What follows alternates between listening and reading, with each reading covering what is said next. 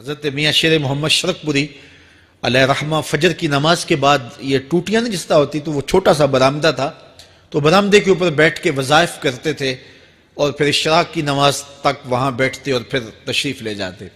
گرمی کی شدت تھی تو حضرت فرائض کی ادائیگی کے بعد وہاں چلے گئے تو نمازیوں نے آپس سے مشورہ کیا کہ یار حضرت کو عرض کریں کہ بارش کے لیے دعا کی جائے.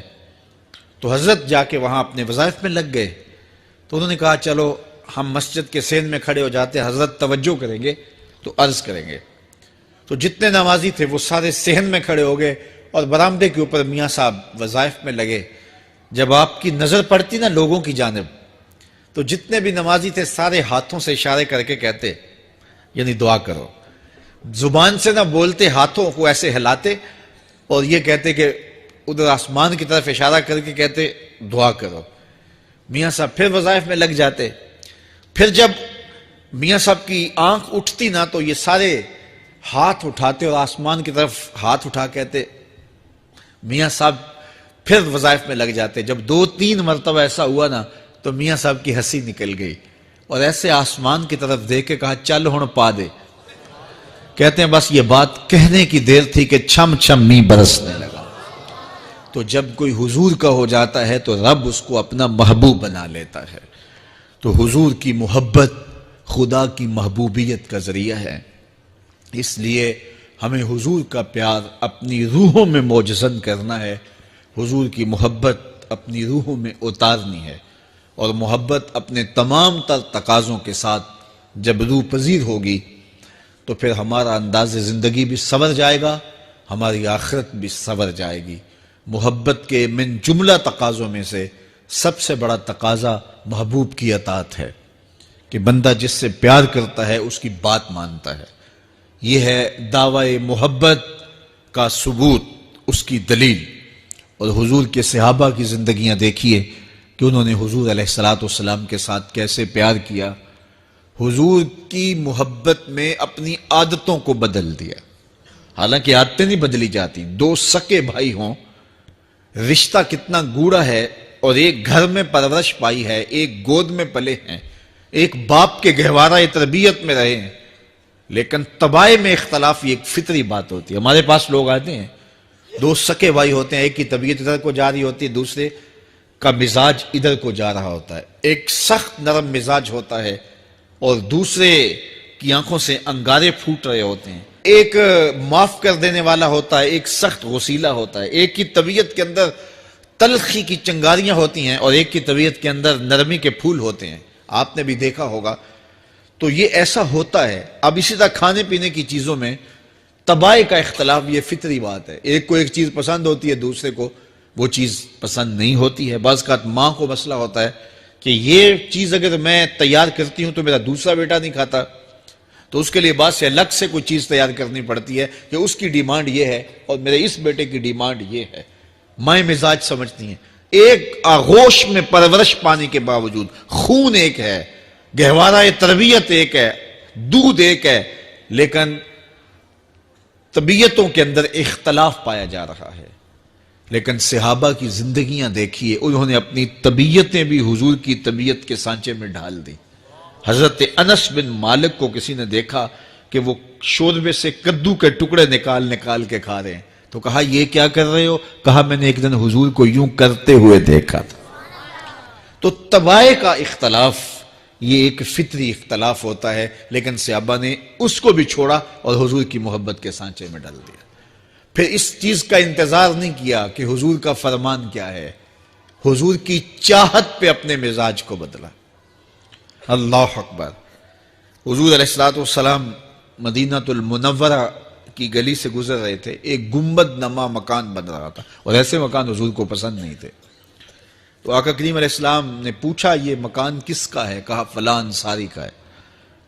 حضور گزر گئے, چہرے پہ تھوڑے سے ناگواری آثار حویدہ ہوئے. کسی نے اس صحابی کو بتا دیا کہ حضور گزرے تھے, تیرے مکان کو دیکھا, شاید پسند نہیں آیا. 2-4 دن کے بعد حضور دوبارہ گزرے, دیکھا کہ وہاں ملبے کا ڈھیر پڑا ہوا تھا. فرمایا اس صحابی کو بلاؤ. بلایا گیا. کہا میں پرسوں ترسوں گزرا تھا, تیرا مکان دیکھا تھا, یہ کیا ہوا؟ عرض کی میں نے گرا دیا ہے. فرمایا کیوں؟ عرض کی سنا تھا آپ کو پسند نہیں, سنا تھا آپ کو پسند نہیں.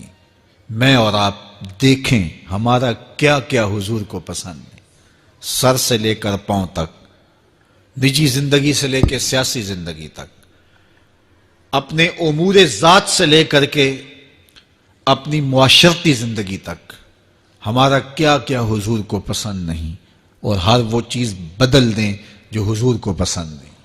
محمد دی زیارت محمد دے رنگ وچ, اے ٹھگ بازیاں جانے پیارا محمد صلی اللہ علیہ وسلم. میرے شیخ کامل کا ایک شعر ہے, اور وہ شعر اتنا وزنی ہے کہ اگر میرے پاس جواہر لال موتی ہوں اور میں ایک پلڑے میں ڈال دوں اور ایک پلڑے میں یہ شعر رکھ دوں تو یہ شعر پھر بھی بھاری ہوگا. یاری لا تو پاک نبی سنگ, اے پر پوری یاری, پھر درود قبول ہے تیرا لکھ نہ لوں ایک واری. 1.25 لاکھ مرتبہ درود پڑھنا ایک طرف, اور ایک دفعہ حضور کی ذات پہ درود پڑھنا, ان کی محبت کے سانچے میں یوں ڈھل کر کے جو وہ کہتے ہیں وہ میری زندگی کا عمل ہے, یہ اس سے وزنی ہے, یہ اس سے بھاری ہے. تو حضور کی محبت. حضور کے ایک صحابی تھے, وہ حضور کو ملنے آئے, اور آئے تھے بحرین سے. اچھا, انہوں نے حضور کو سلام کیا تو حضور نے رخ پھیر لیا, ناراضگی کا اظہار کیا. تو وہ سمجھے کہ شاید حضور نے ایسے ہی رخ پھیرا, تو جدھر حضور نے رخ پھیرا وہ ادھر جا کے سلام کرتے ہیں, تو حضور نے پھر رخ پھیر لیا. سمجھ گئے کہ حضور ناراض ہیں.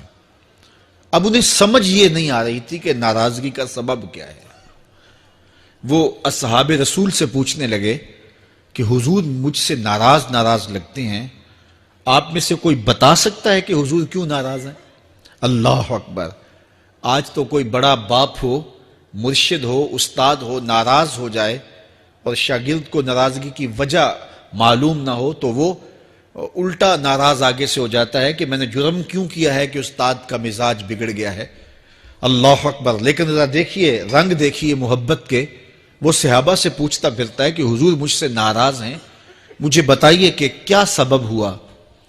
تو انہوں نے کہا کہ یہ تیرے ہاتھ میں جو سونے کی انگوٹھی ہے اس سے حضور ناراض ہیں, کیونکہ حضور اس کو منع کر چکے ہیں.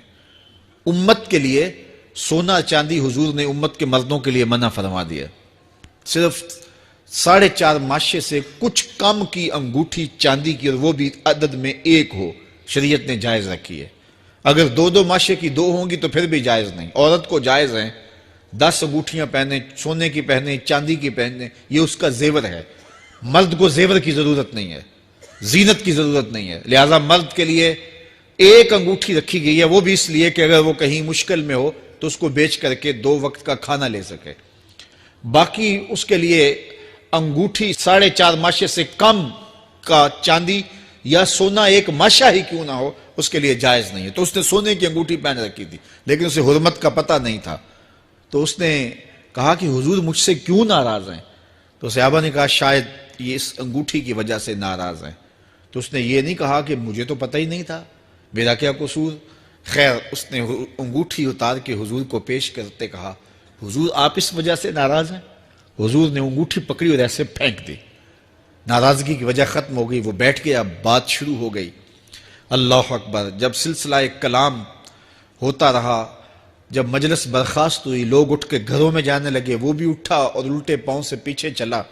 تو کسی نے اس کو کہا وہ انگوٹھی تو اٹھا لو, سونے کی انگوٹھی ہے, قیمتی ہے, چلو تمہارے لیے پہننا جائز نہیں, تمہاری بیوی کے لیے تو جائز ہے. تو اس نے کیا جواب دیا سنیے. اس نے کہا واللہ لا آخذہ وقد طرحہ رسول اللہ صلی اللہ علیہ وسلم, اللہ کی قسم میں اس انگوٹھی کو کبھی بھی نہیں اٹھاؤں گا جس کو میرے حضور نے پھینک دیا ہے. تو یہ تھی ان کی محبت, یہ تھا ان کا انداز. تو آئیے میں اور آپ حضور سے اگر محبت کرتے ہیں تو حضور علیہ السلام کا طرز زندگی, حضور کا انداز معاشرت اختیار کریں. کثرت کے ساتھ مائیں بہنیں بیٹیاں بھی موجود ہیں, وہ بھی اپنی اولادوں کی تربیت اس نہج سے کریں کہ وہ حضور کی سنت, حضور کی سیرت اور حضور کی اتباع کے سانچے میں ڈھل جائیں۔ زندگی کا مقصد ہی یہی ہے۔ آئے، بڑے ہوئے، جوان ہوئے، بوڑھے ہوئے، چلے گئے، ہم سے پہلے بھی چلے گئے، ہم بھی چلے جائیں گے، بعد میں آنے والے بھی چلے جائیں گے، لیکن حقیقی کامیابی اس کو نصیب ہوئی جس نے اس دنیا پہ آ کے دنیا کی زندگی کے مقصد کو سمجھا۔ ہم آئے کیوں تھے، زندگی کس لیے ہمیں دی گئی تھی۔ اکبر الہ آبادی نے کیا ستھری تنقید کی تھی، کیا بتائیں احباب کیا کارنمایاں کر گئے، بی اے کیا، نوکر ہوئے، پینشن ملی اور مر گئے۔ یہ کوئی کام نہیں ہے، ہماری زندگی کا کوئی مقصد ہے جس لیے ہم انسان ہیں، اشرف المخلوقات ہیں۔